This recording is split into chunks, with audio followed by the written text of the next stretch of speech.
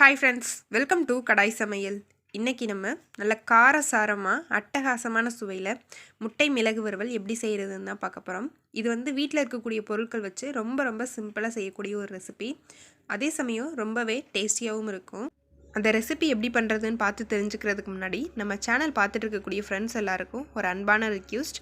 நம்ம சேனலை நிறைய பேர் சப்ஸ்கிரைப் பண்ணாமலே பார்த்துட்ருக்குறீங்க. நம்ம வீடியோஸ் பிடிச்சிருந்தா சப்ஸ்கிரைப் பண்ணிடுங்க. அப்புறம் தான் நான் போடக்கூடிய வீடியோஸ் எல்லாமே உங்களுக்கு தொடர்ந்து நோட்டிஃபிகேஷனாக வரும். நீங்களும் வீடியோ மிஸ் பண்ணாமல் தொடர்ந்து பார்த்துட்டே இருக்கலாம். முட்டை மிளகு வறுவல் செய்கிறதுக்காக ஒரு பேன் சூடு பண்ணிக்கலாம். பேன் சூடானதுக்கப்புறமா 2 டேபிள் ஸ்பூன் எண்ணெய் ஊற்றிக்கோங்க. எண்ணெய் சூடானதுக்கப்புறமா 1 டீஸ்பூன் சோம்பு சேர்த்துக்கலாம். சோம்பு பொரிஞ்சதுக்கப்புறமா ஒரு பெரிய வெங்காயத்தை நல்லா நீல வாக்கில் கட் பண்ணிவிட்டு கூட சேர்த்துக்கலாம். கூடவே ஒரு பச்சை மிளகாய், ஒரு கொத்து கருவேப்பிலை சேர்த்துட்டு வெங்காயம் நல்லா பொன்னிறமாகிற வரைக்கும் வதக்கி விட்டுக்கோங்க. இப்போது வெங்காயம் ஓரளவுக்கு நல்லா வதங்கிருச்சு. இது கூட மீடியம் சைஸ் தக்காளியை நல்லா சின்னதாக கட் பண்ணிவிட்டு கூட சேர்த்துக்கலாம். கூடவே 1 டீஸ்பூன் இஞ்சி பூண்டு பேஸ்ட் ஆட் பண்ணிக்கலாம். கூடவே இந்த டிஷ்ஷுக்கு தேவையான அளவு உப்பு. இது மூணுத்தையும் நல்லா ஒரு தடவை கலந்து விட்டுறலாம்.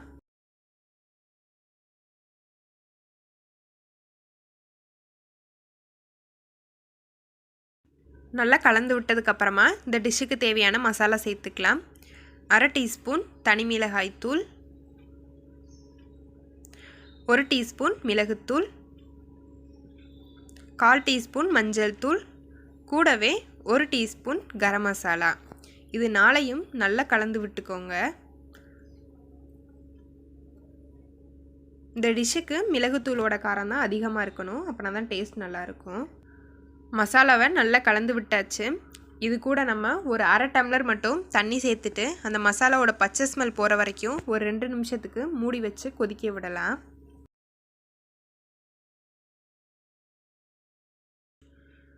ஒரு 2 நிமிஷத்துக்கு அப்புறமா அந்த மசாலா எல்லாமே நல்லா கொதிச்சிருச்சு.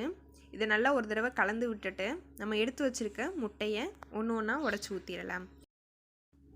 பொதுவாகவே முட்டையை வேக வச்சு தான் இந்த மாதிரி பெப்பர் ஃப்ரை பண்ணுவாங்க. நம்ம இன்றைக்கி உடச்சி ஊற்றி பண்ணுறனால அந்த முட்டையில் அந்த மசாலா எல்லாமே இறங்கி சாப்பிட்றதுக்கே ரொம்ப டேஸ்ட்டாக இருக்கும்.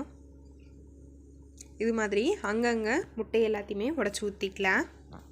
இப்போது முட்டை எல்லாத்தையுமே உடச்சி ஊற்றியாச்சு. இதை கலந்து விடக்கூடாது, அப்படியே மூடி வச்சு ஒரு 3 நிமிஷத்துக்கு மட்டும் வேக விடுவோம்.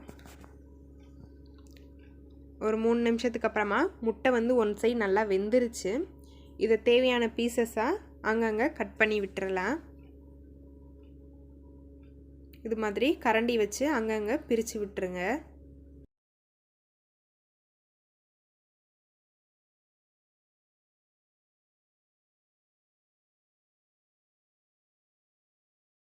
நல்லா கட் பண்ணி விட்டதுக்கப்புறமா இதை இன்னொரு சைடு வேகிறதுக்காக திருப்பி போட்டுடலாம்.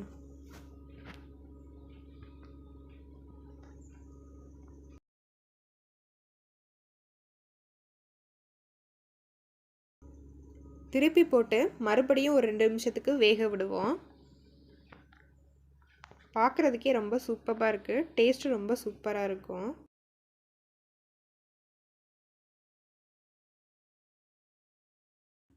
ஒரு 2 நிமிஷத்துக்கு அப்புறமா இன்னொரு பக்கமும் முட்டை நல்லா வெந்துருச்சு. அவ்வளோதான், நல்ல காரசாரமாக நல்ல அட்டகாசமான சுவையில் முட்டை மிளகு வறுவல் தயாராகிடுச்சு. ஃபைனலாக நறுக்கின மல்லி இலைகளை தூவி சர்வ் பண்ணிக்கலாம். இது சாம்பார், ரசம், தயிர் சாதம், வெரைட்டி ரைஸ் எல்லாத்துக்கூடவும் ரொம்ப பொருத்தமாக இருக்கும். கண்டிப்பாக எல்லாருமே ஒரு தடவை ட்ரை பண்ணி பாருங்கள். ட்ரை பண்ணி பார்த்துட்டு எப்படி இருக்குங்கிறத கமெண்ட்ஸில் சொல்லுங்கள். இந்த வீடியோ பிடிச்சிருந்தால் லைக் பண்ணுங்கள், ஷேர் பண்ணுங்கள். மறந்துடாமல் கடாய் சமையலை சப்ஸ்கிரைப் பண்ணிக்கோங்க. தேங்க்யூ ஃபார் வாட்சிங்.